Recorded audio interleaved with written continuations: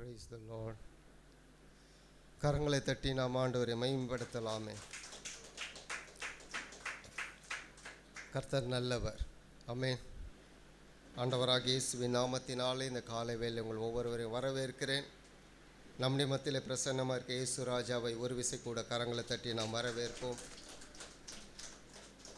அவர் இங்கே இருக்கிறார். அல்லேலூயா. தேவ தூதர் சொன்னார், அவர் இங்கே இல்லை என்று சொன்னார்கள். அன்னைக்கு கல்லறையில் அவர் இல்லை, ஆனால் அவர் இங்கே இருக்கிறார். நீங்கள் எங்கெல்லாம் இருக்கிறீர்களோ அங்கெல்லாம் ஆண்டவர் உங்களோடு கூட இருக்கிறார். இதுதான் கிறிஸ்தவ வாழ்க்கையில் மிகப்பெரிய ஒரு மகிமை. நீங்கள் வேறு அவர் வேறல்ல. என்னைக்கு ரட்சிக்கப்பட்டீர்களோ நீங்களும் அவரும் ஒன்றாயிருக்கிறீர்கள். அதுதான் கிறிஸ்துவை உடைய ஒரு வாழ்க்கை. அந்த வாழ்க்கையினுடைய மேன்மையை நாம் ஒவ்வொரு நாளும் உணரணும். அந்த உணர்வு நமக்கு எப்பொழுதும் தேவை. சில நேரங்களில் நம்ம நற்செயல்களை செய்கிறோம், கொடுக்கிறவர்கள் செய்கிறவர்கள் மறந்துவிட வேண்டும். பெற்றவர்கள் ஒருபொழுதும் மறக்கக்கூடாது. நான் திரும்பவும் சொல்லுகிறேன், கொடுக்கிறவர்கள் செய்கிறவர்கள் ஒரு செயலை செய்த பின் மறந்துடணும். ஆனால் நன்மை அனுபவித்தவர்கள் மறக்கவே கூடாது. அப்படி தான் நம் கடவுளத்திலிருந்து மிகப்பெரிய ஒரு நன்மையை பெற்று இருக்கிறோம். என்னன்னா மிகப்பெரிய ரட்சிப்பு. எந்த மனிதராலும் கொடுக்க முடியாது, எந்த பணத்தாலும் வாங்க முடியாத ஒரு ரட்சிப்பை நாம் பெற்று இருக்கிறோம். அந்த ரட்சிப்புக்கு ஒவ்வொரு நாளும், ஒவ்வொரு மணி நேரமும், ஒவ்வொரு நிமிஷமும், ஒவ்வொரு ஜனப்பொழுதும் நாம் நன்றி அறிதல் உள்ளவர்களாக இருக்கணும். அதனால தான் பவுல் எழுதுவார், கொலோசியருக்கு எழுதும்போது சொல்வார், நன்றி அறிதல் உள்ளவர்களாயிருங்க. இதை தான் சங்கீதம் 103 நாம் வாசிக்கிறோம். என் ஆத்துமாவே கர்த்தரை ஸ்தோத்திரி,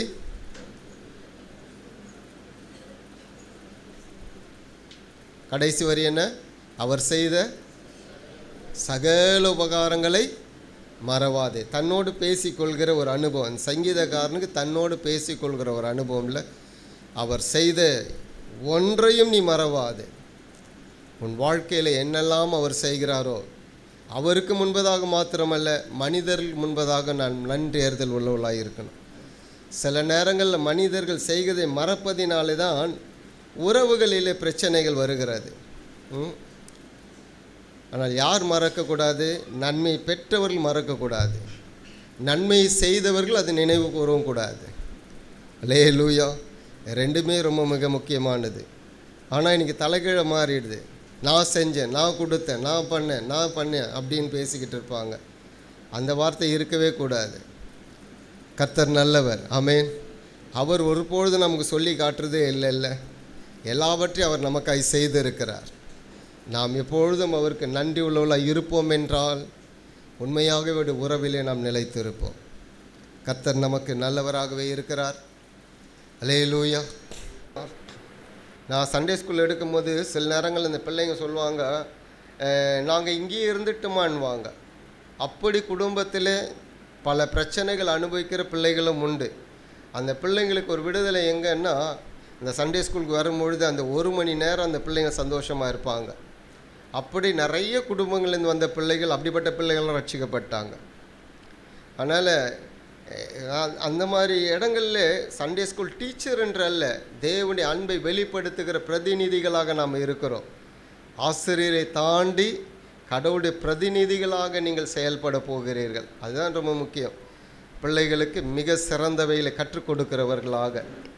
அதனால் தொடர்ந்து அந்த ஊழியத்திற்காக செபித்து கொள்ளுங்கள். நீங்களும் தொடர்ந்து ஆயத்தப்படுங்கள். கர்த்தர் நல்லவர். ஆமென். கரங்களை தட்டி நாம் ஆண்டவரை மகிமைப்படுத்தலாம். யோவான் எழுதின சுவிசேஷத்தை நாம் திருப்பிக் கொள்வோம். 6ஆம் அதிகாரத்தில் ஒரு சில வசனங்கள் இருக்குது, நாம் முடிச்சிடலாம். அது ரொம்ப மிக முக்கியமான காரியங்கள்லாம் இங்கே 6ஆம் அதிகாரத்தில் எழுதியிருந்தால் நம்ம பார்த்து கொண்டு வந்தோம்.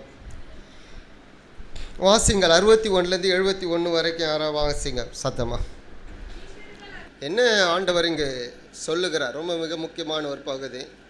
அதாவது ஒரு பெரிய போதனையை போதித்து வந்தார். 25ஆம் வசனத்துலேருந்து அப்படியே பார்த்துக்கிட்டு வந்தோம். ஒரு அற்புதம் நடந்தது. அந்த அற்புதம் நிமித்தமாக கேட்கிற மக்களும் பரிசேயர் வேதபாரி இவர்களும் புரிந்து கொள்ள வேண்டும் என்பதற்காக ஒரு பெரிய விளக்கத்தை கொண்டு வருகிறார். விளக்கத்துடைய கருப்பொருள் என்ன? நான் தான் ரட்சகர் என்பது. அவ்வளோதான், முடிஞ்சு போயிடுச்சு. நான் தான் ஆண்டவர், நான் தான் கடவுள், என் மூலமாக தான் உங்களுக்கு நித்திய ஜீவன் கிடைக்கும். இதை தான் விளக்கி கொண்டு வருகிறார். அந்த விளக்கி கொண்டு வரும்பொழுது ஒன்றை மாத்திரம் அடிக்கடிக்கு சேர்த்து கொள்வார். நானும் பிதாவும் ஒன்றாக இருக்கிறோம். நான் செய்கிற செயல்கள் தானாக நான் செய்யவில்லை, பிதா என்ன சொல்லுகிறாரோ நான் அதை செய்கிறேன். எனவே பிதாவுக்கு பிரியமாய் இருக்கிறவன் எனக்கு பிரியமாய் இருப்பான், பிதாவுக்கு பிரியமாய் இல்லாதவன் என்னிடத்தில் வரமாட்டான். அப்போ பிதாவுக்கு பிரியமாய் இருக்கிறவன் நீதிமான், அவனை நான் கடைசி நாளில் எழுப்புவேன். என்னிடத்தில் வருகிறவனுக்கு நித்திய ஜீவன் உண்டு, என்னிடத்தில் வருகிறவன் பிதாவிடத்தில் அன்பாய் இருக்கக்கூடியவன். எவ்வளோ அழகாக அந்த விளக்கத்தை கொடுத்துக்கிட்டே வருவார். கொடுத்துக்கிட்டே வந்தபோது கடைசியில் என்ன ஆகிடுது, மாம்சத்தை பற்றி பேசுவார். இரத்தமும் மாம்சமாய் நான் வந்திருக்கிறேன், நீங்கள் என்னை புசிப்பீர்கள் என்றால், அல்லது என் வார்த்தை நீங்கள் ஏற்றுக்கொள்வீர்கள் என்றால், நீங்கள் என்னை அங்கீகரிப்பீர்கள் என்றால் உங்களுக்கு நித்திய ஜீவன் கிடைக்கும். இதையெல்லாம் சொல்லிக்கிட்டு வரும்பொழுது என்ன சொல்கிறாங்க, இது கடினமான உபதேசம். ஏன் கடினமான உபதேசம்னா, ரொம்ப மிக முக்கியமான ஒரு பாயிண்ட் சொல்லியிருப்பார். நானும் பிதாவும் ஒன்றாக இருக்கிறோம், அதுதான் உங்களுக்கு பிடிக்கலை. வேதபார பரிசேயர் ஜனங்கள் எல்லாரும் ஒரு முறை 2 முறை அவரை கல்லை இருந்து கொள்ளணும்னு நினைக்கல, பல முறை கல்லை எடுத்துட்டாங்க. மேலும் தள்ளி விடணும்னு நினச்சாங்க, எப்படியா கொண்டுன்னு நினைக்கிறாங்க. காரணம் ஒன்றே ஒன்று தான், பிதாவும் நானும் ஒன்றாக இருக்குன்னு சொல்கிறாரு பாருங்க. அங்கே தான் அவங்களுக்கு பிரச்சனையே. ஏன்னா இவன் எங்கேருந்து வந்தான்னு எங்களுக்கு தெரியும், எங்கே பிறந்தான்னு தெரியும், இவன் சகோதர சகோதரிகள்லாம் இங்கே இருக்கிறாங்க, இவன் யோசேப்பின் குமாரன் அல்லவா, தச்சண்டி குமாரன் அல்லவா, இதையே தான் பார்க்குறாங்க. ஆண்டவர் சொல்கிறார், நான் எங்கேருந்து வந்தேன்னு உங்களுக்கு தெரியும், ஆனால் நான் சுயமாய் வரலை.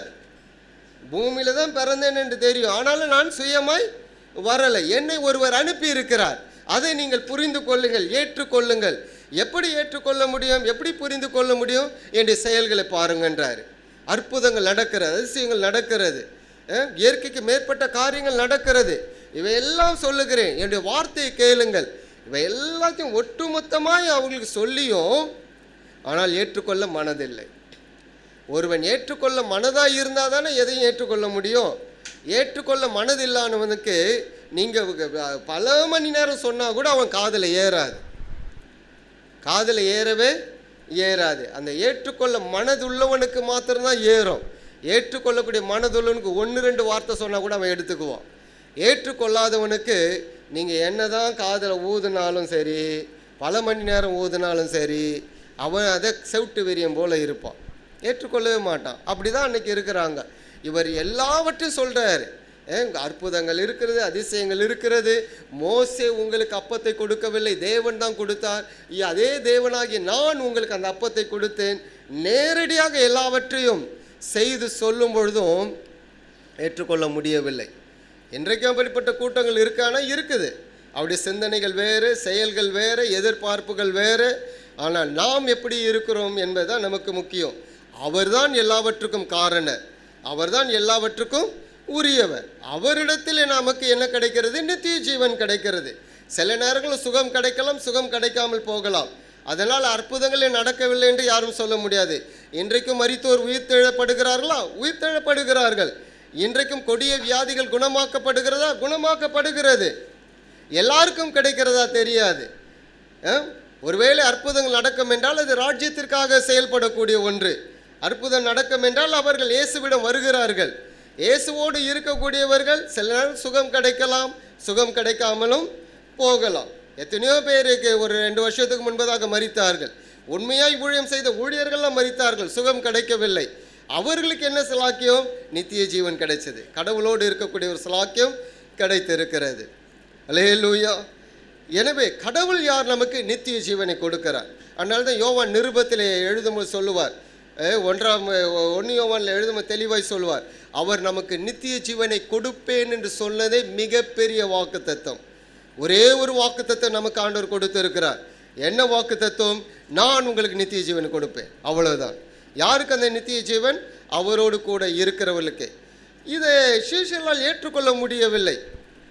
முறுமுறுக்கிறாங்க, எல்லாரும் போயிட்டாங்க, கூட இருக்கிறவங்களும் முறுமுறுக்கிறாங்க.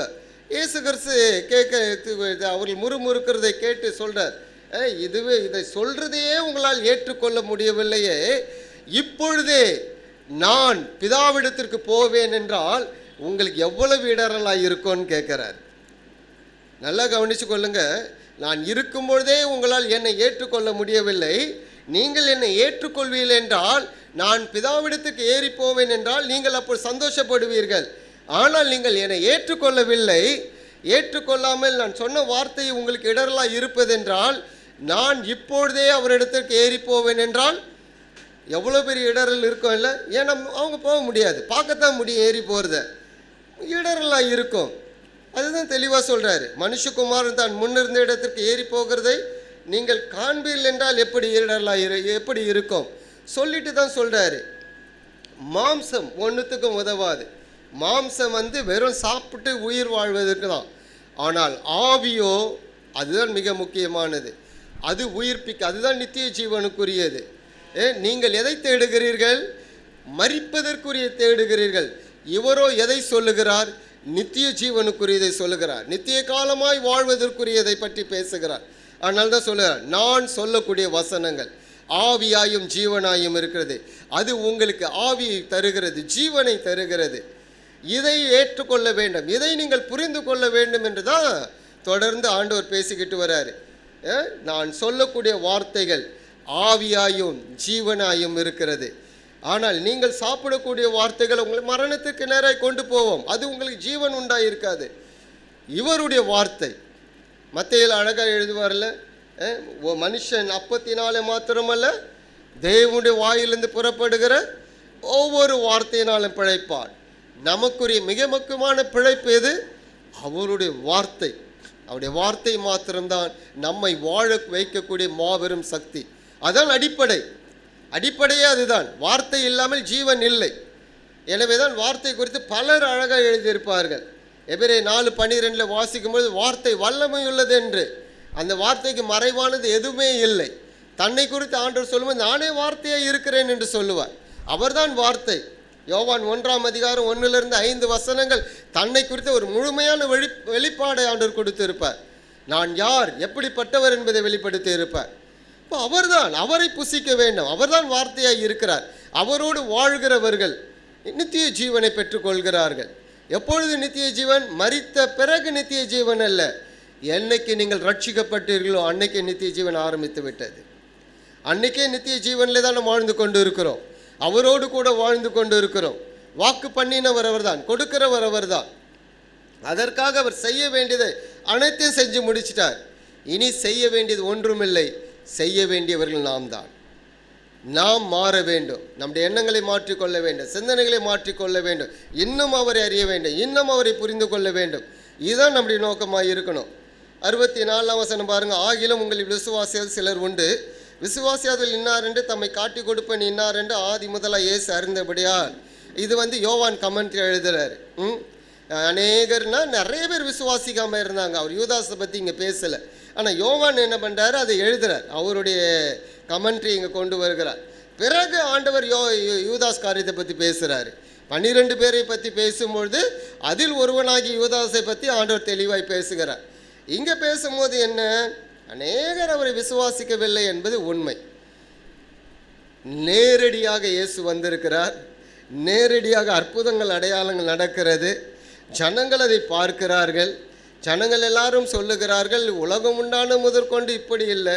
பிறவி குருடனுடைய கண் திறக்கப்படுகிறது, மரித்தோர் உயிரோடு எழுப்புகிறார்கள். இப்படி பல விஷயங்கள் நடக்கிறது.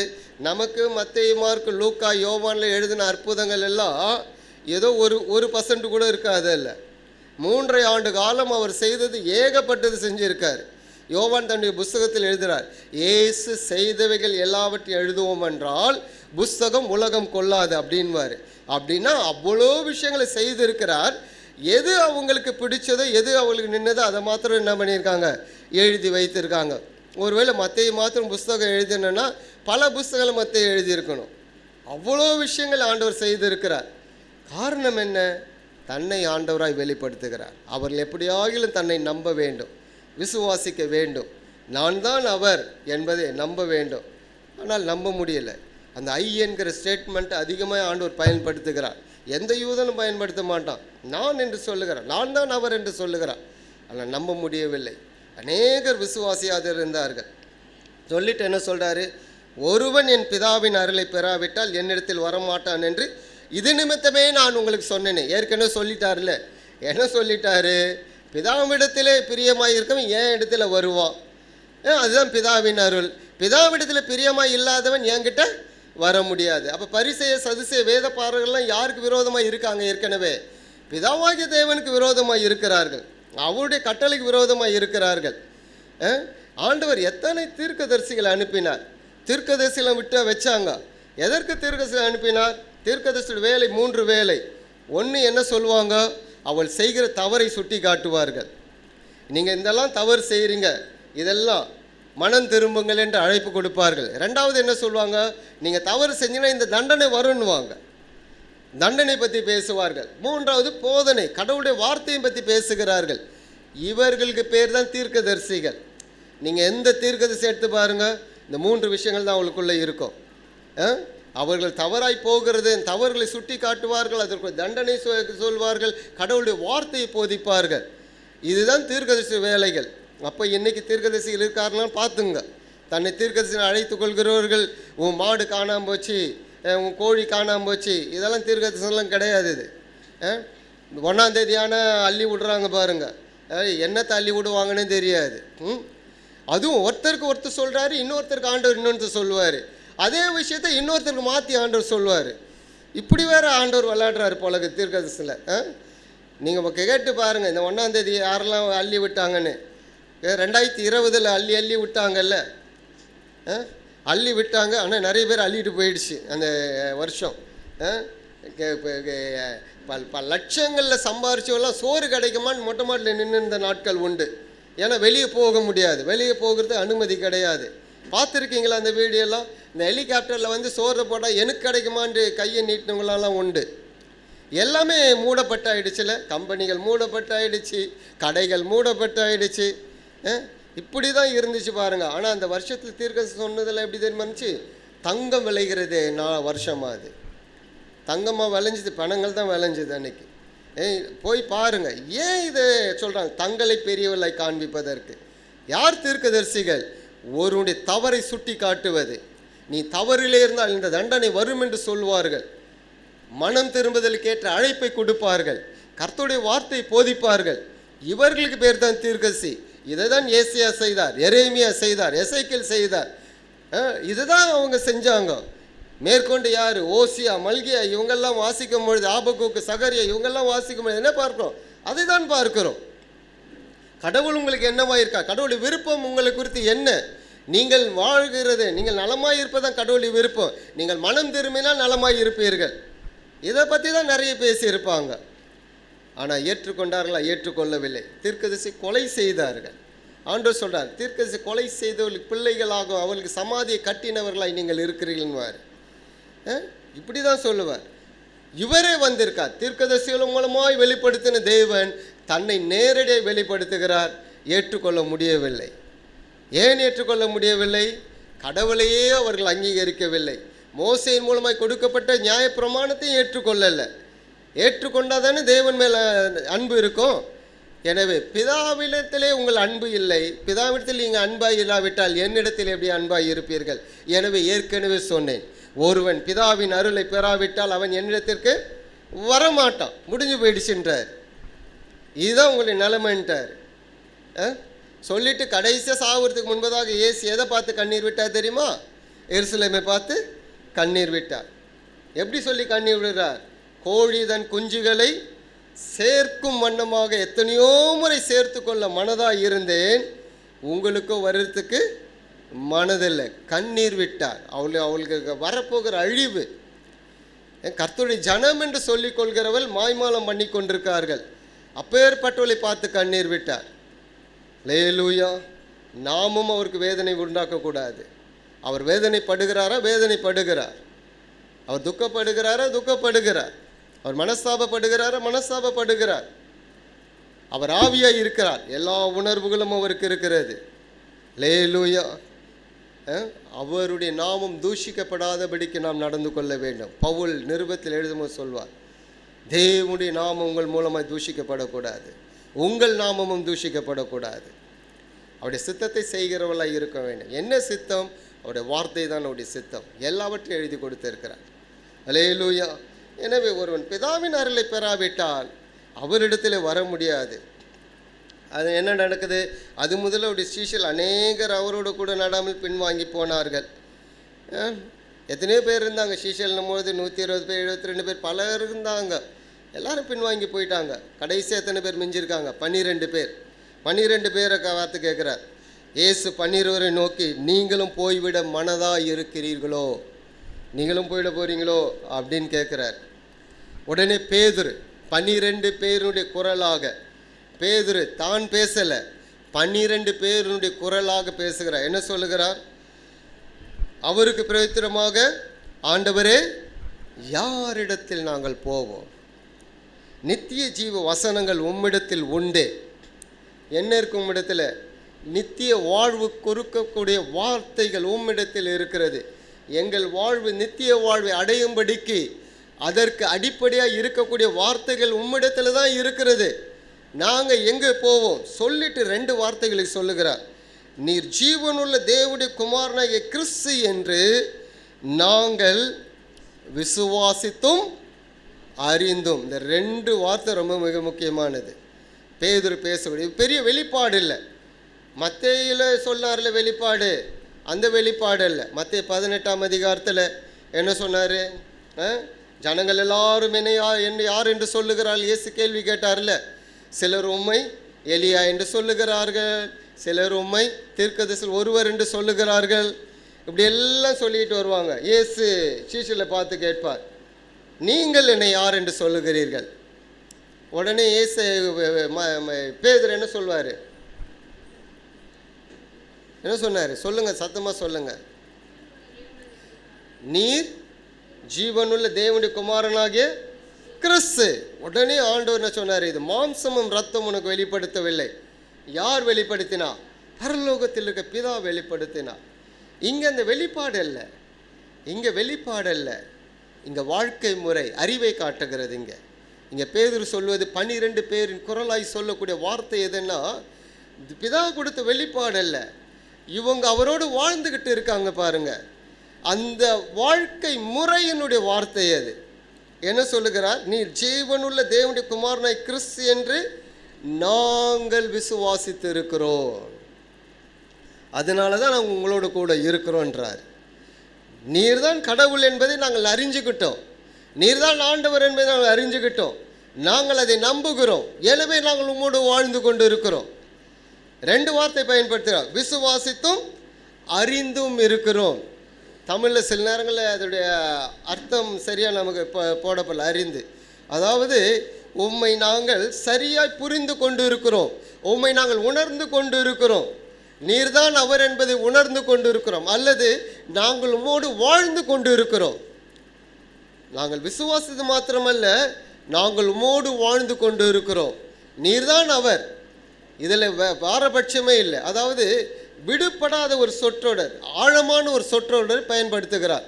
விசுவாசித்தும் அறிந்தும் இருக்கிறோம் என்றால் நீர்தான், அவ்வளோதான். இனி அதில் எந்த கேள்விக்கு மறுப்புக்கும் இடமே இல்லை, எந்த கேள்வியும் அங்கே இல்லை, எந்த மறுப்புக்கும் இடம் இல்லை. ஏனென்றால் நாங்கள் அதை ருசி பார்க்கிறோம், நாங்கள் அதை வாழ்ந்து கொண்டு இருக்கிறோம், அதை நாங்கள் அனுபவித்து கொண்டு இருக்கிறோம். ஏன்னா கடைசி நேரத்தில் சொல்லக்கூடிய வார்த்தை அது. ஏறக்குறைய ஊழியத்தின் முடிவுக்கு வந்துட்டாங்க பாருங்கள், அந்த நாட்களில் நடக்கூடிய விஷயங்கள். அதனால்தான் பேதுரு அவ்வளோ ஆணிதரமாய் சொல்லுகிறார்.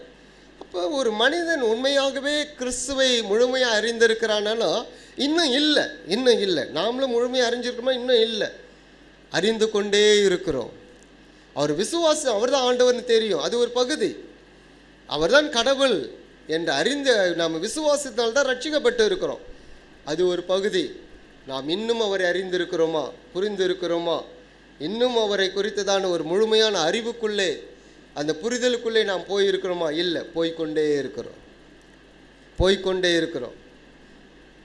பரிசுத்தத்திலும் நீதியிலும் அவருடைய சாயலை நாம் தரித்து கொண்டே இருக்கிறோம்.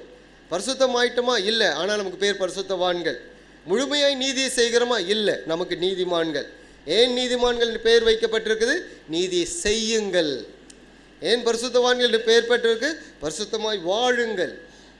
நீ பரிசுத்தமாயிட்டேன்னு சொல்ல முடியாது. பரிசுத்தமாயிட்டோம்னா நம்ம எதுக்கு சபைக்கு வரணும்?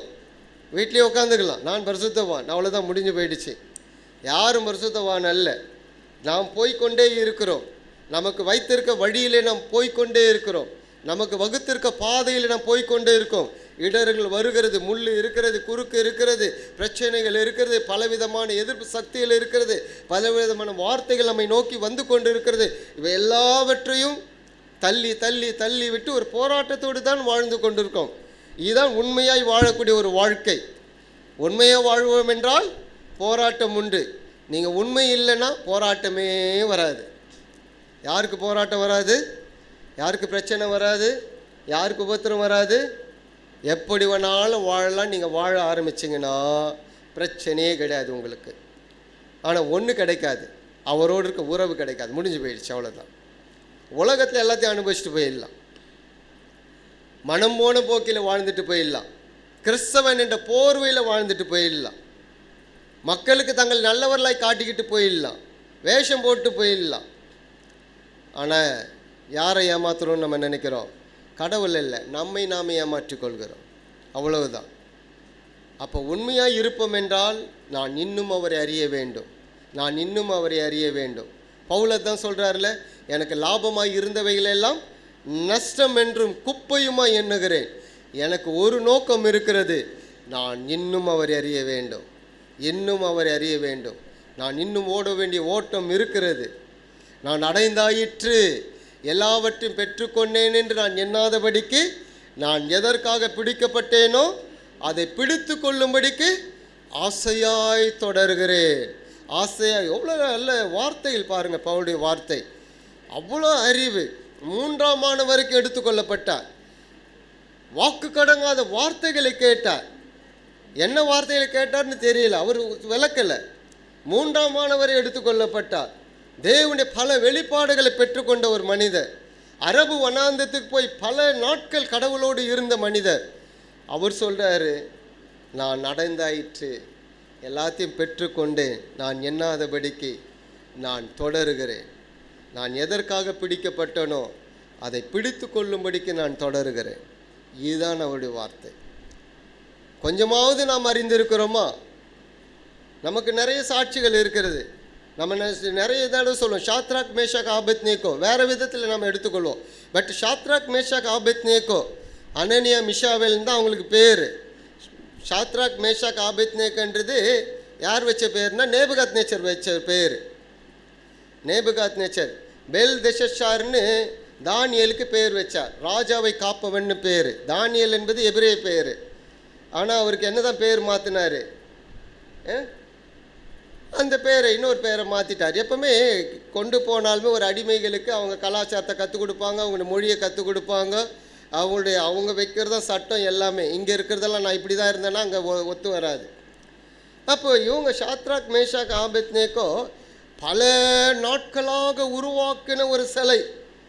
எத்தனை நாட்கள் எத்தனை பேர் வேலை செஞ்சுருப்பாங்கன்னு தெரியாது. அப்படி ஒரு உருவாக்கின சிலையை கொஞ்ச நேரத்தில் ஒன்றும் இல்லாமல் ஆக்கினாங்க பாருங்கள். அவங்க தான் ஆண்டவரை அறிந்தவர்கள். இதை தான் நாம் அங்கே புரிந்து கொள்ள வேண்டும். ஆனால் நாம் எதை பற்றி பேசிகிட்டு இருப்போம்? அக்கினி சூளை, அதை பற்றி பாட்டு பாடின்னு இருப்போம். அதெல்லாம் முக்கியம் கிடையாது. அவங்க எங்கே நின்னாங்கன்றது தான் முக்கியம். யாரை பற்றி பேசுனாங்கன்றது முக்கியம். அவங்க எடுத்த ஸ்டாண்டு என்னன்றது தான் முக்கியம். நேபுகாத் நேச்சருக்கு முன்பதாக யாரும் பேசவே முடியாது. ஆனால் இவர்கள் எதிர்த்து நின்று பேசினார்கள். காரணம் என்ன? கடவுளை குறித்த அறிவு. அவரை அறிந்திருந்தார்கள். அந்த வாலிபர்கள் யெகோவா தேவனை அறிந்திருந்தார்கள், புரிந்திருந்தார்கள். எந்த அளவுக்கு புரிந்திருக்க முடியுமோ அந்த அளவுக்கு புரிந்திருந்தார்கள். அந்த புரிதலுடைய வார்த்தை தான் எப்படி வழிவரும் தெரியுமா? எங்களை விடுவிக்க வல்லவர் அவர், எங்களை விடுவிக்க வல்லவர். விடுவிச்சா தொடர்ந்து அவரோடு வாழ்வோம், விடுவிக்காவிட்டால் நெருப்பில் எறிஞ்சு அவரோடு இருப்போம். புரியுது அந்த ஸ்டேட்மெண்ட்டு? ஆனால் நாம் என்னத்தை பாடிட்டு இருப்போம்? அக்கினி சூழலில் பாதுகாத்ததை மாத்திரம்தான் நமக்கு தெரியும். அதில் இன்னொருத்தர் உலாவினார்ன்றது மாத்திரம்தான் தெரியும். அதுக்கு முன்னதாக என்ன நடந்தது, அதுதான் நோக்கம், அதுதான் புரிதல் நமக்கு தேவை. அவர்கள் எந்த அளவுக்கு ஆண்டவரை புரிந்திருந்தார்களோ அந்த அளவுக்கு வார்த்தை வெளிவருகிறது. எங்களை விடுவிக்க வல்லவர், நாங்கள் நீ நிறுத்திருக்க சிலையை வணங்க மாட்டோம். எங்களுடைய ஆண்டவருக்கு சிலை கிடையாது, அவர் ஜீவனுள்ளவர், அவர் உயிருள்ளவருக்கு தேவனாய் இருக்கிறார். அதனால தான் ஆண்டவர் தன்னை திருவுளம் பற்றும்போது எப்படி திருவுளம் பற்றுவார்? ஆபிரகாமின் தேவனும் ஈசாக்கின் தேவனும் யாக்கோபின் தேவனுமாய் இருக்கிறேன். ஏன் அதை சொல்லுகிறார்? அவள் மரித்தவர்கள் அல்ல, அவள் ஜீவனோடு இருக்கிறார்கள், ஜீவன் உள்ளோருக்கு தேவனாய் இருக்கிறார். அப்பேற்பட்ட தேவனை குறித்த அறிவு இவங்க 3 பேருக்கு இருந்துச்சு பாருங்க.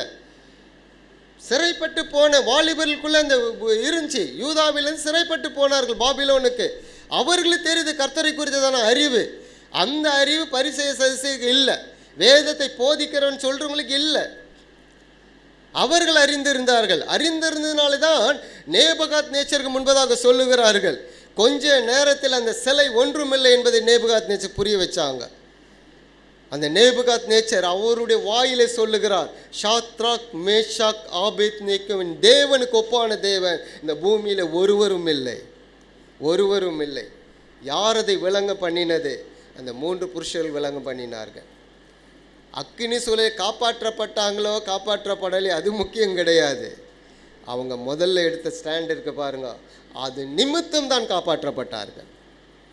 அல்லேலூயா. அவர்கள் கடவுளுக்காக வைராக்கியம் நின்றார்கள்.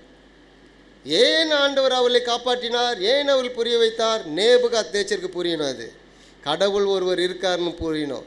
இந்த சிலையை பார்க்கிலும் மிக உன்னதமானவர் ஒருவர் இருக்கார் என்பதை நேபுகாத் நேச்சர் அறிந்து கொள்ள வேண்டும், பாபிலோனை ஜனங்கள் அறிந்து கொள்ள வேண்டும். அதற்காக தான் அதை செய்தார். அல்லேலூயா. ஏன்னா நிறைய பேர் எரிஞ்சு போகிறாங்கல்ல. நம்முடைய வாழ்நாட்களே கிரகாம் ஸ்டெயின் 2 பிள்ளைகள் ஜீப்பில் வச்சு கொளுத்துனாங்கல்ல, மிகப்பெரிய ஒரு பேர். அது மாத்திரம் இல்லை, நிறைய நடந்துக்கிட்டு இருக்கு. நிறைய சர்ச்சைகளை கொளுத்திட்டு தான் இருக்காங்க. சில நேரங்களில் ஆண்டவர் பாதுகாக்கிறார்னா அங்கே அவர் நோக்கம் இருக்கிறது. பாதுகாக்கவில்லையா, அவர்கள் கடவுளோடு இருக்கிறார்கள். இதை விட மேன்மை ப்ரமோஷன் கிடைச்சிச்சு அவங்களுக்கு. அல்லேலூயா. பேதுரு என்ன சொல்லுகிறார்? நாங்கள் அறிந்தும் இருக்கிறோம். நாம் அவரை அறிந்திருக்கிறோமா? பவுல் தீமோத்தேயுக்கு எழுதும்போது சொல்வார்ல, நான் விசுவாசித்து இருக்கிறவர் இன்னாரென்று அறிந்திருக்கிறேன். அந்த ஸ்டேட்மெண்ட் நமக்கு வேணும். அந்த ஸ்டேட்மெண்ட் நம்ம வாயிலேருந்து வருதுன்னா நம்முடைய வாய் கொஞ்சம் மாறி இருக்குதுன்னு அர்த்தம், நம்முடைய வாழ்க்கை கொஞ்சம் மாறி இருக்குதுன்னு அர்த்தம். இன்றைக்கி நிறைய உலகத்தில் நடந்துட்டுருக்குன்னு வைங்க, அதை பற்றியெல்லாம் நமக்கு பேசுகிறதுக்கெல்லாம் தேவையில்லை. பாவம் செய்கிறவன் செஞ்சுட்டு போயினே தான் இருப்போம். அவனை பற்றியெல்லாம் பேசினோம்னா அது பிரச்சனையை, அவனத்தை மகிமைப்படுத்துகிற மாதிரி ஆகிடும். நாம் எப்படி இருக்கிறோம், நம்முடைய வாழ்க்கை முறை எப்படி இருக்கிறது? பேதுரு சொன்ன ஸ்டேட்மெண்ட்டை நம்மால் சொல்ல முடிகிறதா? பிறகு பேதுரு தவறு செய்தாரோ செய்யலை, அது அப்புறம். பட் ஆனால் இன்னும் அந்த நேரத்தில் அவர் சொன்ன வார்த்தை, சிஷ்யரெல்லாம் போகிறாங்க, எல்லாரும் போகிறாங்க, 12 பேராகிய உங்களை நான் தெரிந்து கொள்ளவில்லையா? அப்போ அவர் என்ன சொல்கிறாரு? நீ ஜீவனுள்ள தேவனுடைய குமாரனை கிறிஸ்து விசுவாசிப்பது அல்ல ஆண்டவரே, நாங்கள் அவையில் அறிந்திருக்கிறோம். அந்த புரிதல் எங்களுக்கு இருக்கிறது, அதை குறித்த புரிதல் இருக்கிறது. நாங்கள் எங்கே போவோம்? முடிச்சிடலாம். 70-71 வசனம் பாருங்கள். ஏசவல் நோக்கி 12 ஆகிய உங்களை நான் தெரிந்து கொள்ளவில்லையா? உங்களுக்குள்ளும் ஒருவன் பிசாசாக இருக்கான். எவ்வளோ வேதனையோடு பேசியிருப்பார் பாருங்கள். உங்களுக்குள்ளும் ஒருவன் பிசாசாக இருக்கிறான். சீமோனின் குமாரனாகி யூதாஸ் காரியத்து 12 ஒருவனாகி இருந்தும் தம்மை காட்டி கொடுக்க போகிறவனாக இருந்தபடியால் அவனை குறித்து இப்படி சொன்னார். இது உண்மையான வார்த்தை. ஏன்னா அவன் தான் காட்டி கொடுக்க போகிறான். இன்னொரு கேள்வி வருது, அவன் காட்டி கொடுத்தா தான் இயேசு சிலுவையில் மரிப்பாரா? கிடையாது. யூதாஸுக்கும் வாய்ப்பு கொடுக்கப்பட்டது, யூதாஸுக்கும் வாய்ப்பு கொடுக்கப்பட்டது. யூதாஸை விட பெரிய தவறு செஞ்சு பேதுரு தான். யூதாஸ் என்ன பண்ணார்? இவர் தான் இயேசுன்னாரு. பேதுரு என்ன சொன்னார்? அந்த மனுஷனை யாருன்னு தெரியாதுன்னாரு. எவ்வளோ பெரிய பாவம் இல்லை? மக்களுக்கு எல்லாருக்கும் இவர் இயேசுன்னு பல முறை முத்தமிட்டு காட்டி கொடுத்தான். பல முறை முத்தமிடுவது என்பது காட்டி கொடுப்பது, ஒரு முறை முத்தமிடுவது அன்பை குறிப்பது யூதர்களுடைய பழக்கம். பல முறை முத்தமிட்டு இவர் தான் காட்டி கொடுத்தார், இவர் தான் இயேசுன்ட்டு. அல்லேலூயா. மொத்தத்தினால் ஆகிய என்னை காட்டி கொடுக்க போகிறார். நாம் அப்படி இருக்கக்கூடாது. ஏன் இதெல்லாம் படிக்கிறேன்னா, நம்முடைய வாழ்க்கை அங்கங்கே பார்த்துட்டே வரணும். நான் எப்படி இருக்கேன், அவரை விசுவாசித்துட்டேன், ரட்சிக்கப்பட்டேன், ஒழுங்காக அவரை அறிஞ்சிருக்கேன்னா, அவரை குறித்த புரிதல் இருக்கா, இன்னும் கொஞ்சம் பண்ணுவேன், தெளிவான புத்தி இருக்கா, தெளிவான புத்தியோடு நாம் வாழ்ந்து கொண்டு இருக்கோமா, தெளிந்த புத்தி உள்ளவர்களாக இருங்கள். பேதுரு எழுதுகிறார்ல, நீங்கள் தெளிந்த புத்தி உள்ளவர்களாக இருங்கள். எதுக்கெடுத்தாலும் பிசாசை குறை சொல்லக்கூடாது, எதுக்கெடுத்தாலும் கடவுளையும் குறை சொல்லக்கூடாது. நாம் தான் எப்படி நடக்கிறோன்றது முக்கியம். நம்முடைய வாழ்க்கை முறை, நம்முடைய செயல்கள், இதுதான் முக்கியம். இதில் நாம் பேர் பெற்றணும். நான் அடிக்கடி சொல்கிறது, உங்கள் வீட்டில் நீங்கள் நற்சாட்சி, நல்ல சாட்சி எடுத்துட்டிங்கன்னா போதும், மற்ற இடங்களில் எடுத்துடலாம். அல்லேலூயா. நான் திரும்ப திரும்ப சொல்லுகிறது என்ன, வீட்டில் நல்ல சாட்சியாக வாழ்ந்துருங்க. ஏன்னா குறை கண்டுபிடிக்கிற இடமே அதுதான். எங்கே தான் குறை, வெளியெல்லாம் இல்லை, வீட்டில் தான் குறை கண்டுபிடிப்பாங்க. உப்பு போடாதெல்லாம் ஒரு பெரிய குறை கிடையாது. உப்பு போடலையா, சாம்பாரில் மிளகாத்தூளுக்கு பதிலாக டீ தூளை போட்டாங்களா, அதெல்லாம் முக்கியம் கிடையாது. அது கூட சரி கிடையாது. மற்றதில் எந்த அளவுக்கு குறை கண்டுபிடிக்கணும், அதில் நீங்கள் நற்சாட்சியாக வாழ்ந்துட்டீங்கன்னு வைங்க, உங்களை விட பரிசுத்தவான்கள் யாருமே கிடையாது. அல்லேலூயா, அல்லேலூயா. இயேசு நல்லவர், எனக்கு நல்லவர். இது ஒரு பாட்டு உண்டு. நீங்கள் திரும்ப திரும்ப பாடினா தான் அது பாட்டு வரும். அதனால் இந்த பாட்டு போயிடும் பாருங்கள் வீட்டில். அல்லேலூயா தான் பாட்டே வந்துடும். ஏன்னா கணவன் மனைவி விட ஒரு நல்ல உறவு கிடையாது. அதிலே கெட்டு போயிடுச்சுன்னா அதை விட கெட்ட உறவு வேறு எதுவும் கிடையாது. நல்ல உறவும் அதுதான், கெட்டு போயிடுச்சுன்னா மிகுதியான கெட்ட உறவும் அதுதான். அதனால் கடவுள் நல்ல உறவை தான் வைக்கும்படி எல்லாத்தையும் எழுதி கொடுத்து இருக்கிறார். கர்த்தர் நல்லவர். நல்ல நற்சாட்சி உள்ளவர்களாக இருங்கள். உங்களுடைய சாட்சி உங்கள் வீட்டில் வரட்டும், பக்கத்து வீட்டுக்கு பரவட்டும். அது நாங்கள் கிறிஸ்துவுக்கு நற்கந்தமாக இருக்கிறோம். பவுல் சொல்கிறார்ல, ஏதோ ஒரு வாசனை வீசுதான் அவர் மேலே. அந்த வாசனை எங்கே போகணும்? முதல்ல மனைவி கிட்ட வீசுகிற வாசனை கணவன் கிட்ட போகல, கணவன் கிட்ட வீசுகிற வாசனை மனைவி கிட்ட போகணும், பிள்ளைகிட்ட போகணும். அது அப்புறம் பக்கத்து வீட்டுக்கெல்லாம் பரவணும். அந்த வாசனை உங்களோட அந்த வாசனை வச்சுக்கூடாது. பக்கத்து வீட்டுக்கெல்லாம் நற்கந்தங்களாக இருக்கிறோம். ஆண்டவர் பவுல் நம்மளே பார்த்து சொல்ல, நீங்கள் நற்கந்தங்களாக இருக்கிறீர்கள், உங்கள் மேலே ஒரு வாசனை வீசணுன்றாரு. அதுக்காக சென்ட் வாசனை போட்டுன்னு போகாதீங்க. நற்செயல்கள் செய்யக்கூடிய ஒரு வாசனை, கனிகள். யோவான் ஸ்நானகன் முதல்ல தானே பேசுகிறாரு. யோவான் ஸ்நானகன் தான் அற்புதம் செஞ்சாரா? அந்த மனுஷன் மரித்தோரை ஏதாவது உயிரோடு எழுப்பினாரா? எதுவுமே செய்யலை. எதை பற்றி தான் பேசுகிறாரு? கனி கொடு, இல்லைன்னா வெட்டப்பட்டுருவோம், முடிஞ்சு போச்சு, அவ்வளோதான். கனி கொடுத்தா உயிரோடு வாழ்வேன், நித்திய ஜீவன் கிடைக்கும். கனி இல்லைன்னா நீ போயிடுவேன். அப்படிப்பட்ட ஊழியக்காரெலாம் இன்றைக்கி பார்க்கவே முடியாது. யாருமே ஒரு தப்பிச்சதில்லை. ஏரோதை பார்த்தே சொல்கிறார், ஏய் நீ செய்கிறது சரியில்லை, உன் தம்பியோடைய மனைவியெல்லாம் வச்சுன்னு இருக்கிறது நல்லதே கிடையாது, ஒழுங்காக மனம் திரும்பு. இப்படியே பேசுகிற, பிடிச்சி உள்ளே போட்டுன்னு உள்ளே போட்டார். யாரையும் மதிக்கிறது கிடையாது அவர். எல்லாரையும் ஒரே பார்வை தான், எல்லாருக்கும் ஒரே சுவிசேஷம் தான், மனம் திரும்புங்க, அவ்வளோதான். அப்படிப்பட்ட ஊழியக்காரெலாம் இன்றைக்கி பார்க்குறது ரொம்ப ரொம்ப கஷ்டமாக இருக்குது. அல்லேலூயா. ஆரம்பத்தில் என்னையும் ஒழுங்காக புரிஞ்சிக்கலன்னு வச்சுங்க சில பேர்லாம். முதல் உள்ள முருகா மோசஸ் வரமே பல கேள்விகளோடு தான் வந்தார். இதெல்லாம் இப்படிக்குது, இப்படியெல்லாம் பேசுகிறாங்களே அப்படின்ட்டு. ஆனால் இங்கே வந்து இதில் ஆரம்பிச்சுன்னா வெளியே போகவே முடியாது உங்களால். அந்த பிரசங்கத்தை கேட்கவே முடியாது. இதுதான் சத்தியம். சத்தியத்தை அறிவீர்கள், சத்தியம் உங்களை விடுதலாக்கும். மனுஷன்லாம் விடுதலை ஆக்கவே முடியாது. எந்த மனிதனும் எந்த மனுஷன் விடுதலாக்க முடியாது. உண்மையை சொல்லிட்டா புருஷன் பொண்டாட்டியை மாற்றவே முடியாது, பொண்டாட்டியும் புருஷனை மாற்றவே முடியாது. பிரயாசப்படாதீங்க, மாற்றினோன்னு நினைக்காதீங்க, மாற்றணும்னு நினைக்காதீங்க. சாகிறவரெல்லாம் மாற்றவே முடியாது. அவங்களாம் மாறினா தான் உண்டு. அவங்க மாறத்துக்கு என்னெல்லாம் செய்யணுமோ செய்யுங்க. லைஃப்பை ஜாலியாக அனுபவிங்க, கடவுளோடு வாழுங்க. இதுதான் ஆண்டவர் கொடுத்து இருக்குது. மகிழ்ச்சியாக வாழுங்க, அனுபவிங்கள். அல்லேலூயா. கர்த்தர் நல்லவர். இதெல்லாம் சில நேரங்களில் இந்த கவுன்சிலிங் வரும்போது சொல்லிவிடுவோம், நிறைய விஷயங்கள் சொல்லுவோம். சில நேரங்களில் பிறகு சொல்ல வேண்டியதாக இருக்குது சிலருக்கு. அல்லேலூயா. நம்ம எல்லோரும் எழுந்து நிற்கலாமே.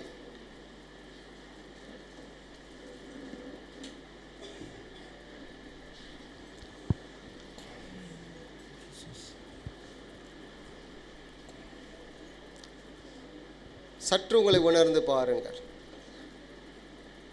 அவரை விசுவாசித்தும் அறிந்தும் இருக்கிறோமா? நீங்கள் அறிந்திருப்பீர்கள் என்றால் உங்கள் செயல்கள் எப்படிப்பட்ட செயல்களாக இருக்கிறது?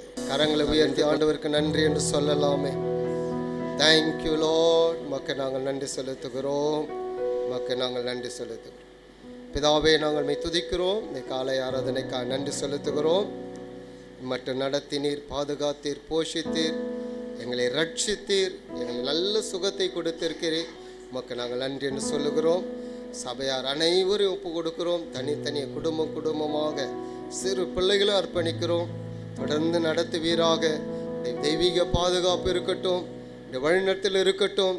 எல்லா தீமைக்கும் வியாதிகளுக்கும் விலக்கி பாதுகாத்து கொள்வீராக. கையின் பிரயாசங்கள் ஆசீர்வதிக்கப்படட்டும். எல்லா குறைவும் நிறைவாய் மாறுவதாக. குறைவுகள் எல்லாம் நிறைவாய் மாறுவதாக. எல்லா தேவைகளும் பூர்த்தியாய் கிடைக்கட்டும். உமக்கு நாங்கள் நன்றி செலுத்துகிறோம். உண்மையே நீர் எங்களுக்காய் கொடுத்தீரே, வேறு என்ன கொடுக்க மாட்டேன். எல்லாவற்றுக்கும் மேலாக நாங்கள் ஒவ்வொருவரும் உமக்கு நற்கந்தங்களாக நற்சாட்சிகளாக இருக்க உதவி செய்வீராக. உமக்கு நன்றி செலுத்துகிறோம். எங்கள் ஒவ்வொருவரையும் அர்ப்பணிக்கிறோம். பாதுகாப்பு இருக்கட்டும். இயேசுவின் நாமத்தில் ஜெபிக்கிறோம் பிதாவே, ஆமென். நாம் எல்லாரும் சேர்ந்து சொல்வோம். என் ஆத்துமாவே கர்த்தரை ஸ்தோத்திரி, எல்லாமே பரிசுத்த நாமத்தை ஸ்தோத்திரி. என் ஆத்துமாவே கர்த்தரை ஸ்தோத்திரி, கர்த்தர் செய்த சகல உபகாரங்கள் மறவாதே. ஆமென்.